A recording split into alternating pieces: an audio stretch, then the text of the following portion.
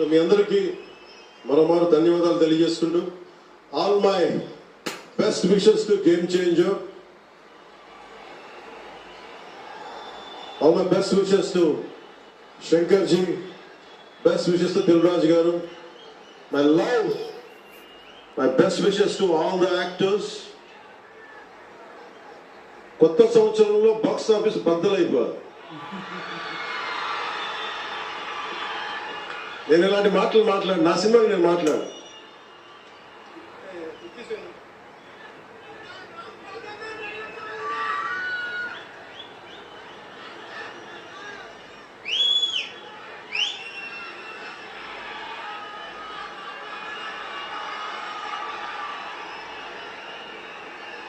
మీరేం చేస్తారో తెలీదు. మగధీరుడు అల్లూరి సీతారామరాజుగా మొత్తం జీవించేశాడు. అందరి తోటి నటుల మీద అమితమైన ఇష్టం చూపించేవాడు. అందరికి ఫ్రెండ్ రామ్ చరణ్. అందరి హీరోలకి చాలా గౌరవంగా ఉండేవాడు. సంవత్సరానికి 100 రోజులు మా నాన్న ఏ పేరు మీద ఏ మనసు ఏం తలుచుకొని పెట్టాడో తెలియదు కానీ 100 రోజులు, సంవత్సరంలో 365 రోజులు, కనీసం 100 రోజులు అయ్యప్ప స్వామి మాలంటాడు, ఆంజనేయ స్వామి మాలంటాడు. ఎందుకులా చేస్తా ఉంటాను అప్పుడప్పుడు. క్షమించాలి రామ్ చరణ్ గారు, రే అంటున్నందుకు పర్లేదు కదా.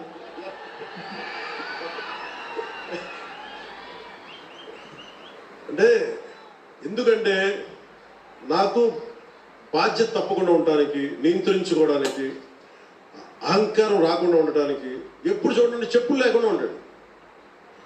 అంటే నాకే అనిపిస్తుంది, నేనే కనీసం నేను వేసుకునే చెప్పులు కూడా వదలడానికి ఇబ్బంది పడతాను అప్పుడు. అలాంటిది రామ్ చరణ్ చెప్పులు లేకుండా, మామూలు హీరో కాదు, హాలీవుడ్ దాకా వెళ్ళాడు, ఆస్కార్కి వెళ్ళాడు.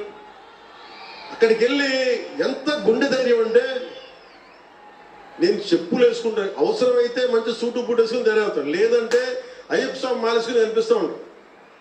అంటే వ్యక్తిత్వంలో ఎంత బలం ఉండాలి ఆ వ్యక్తికి. అందుకని అలాంటి రామ్ చరణ్ మంచి 16 అణాలు తెలుగువాడు, మా బంగారం, మా తమ్ముడు. ఒక తల్లికి పుట్టకపోయినా కానీ నా తమ్ముడు. ఎప్పుడు ఎదిగే కొద్దీ ఒదిగుండేవాడు.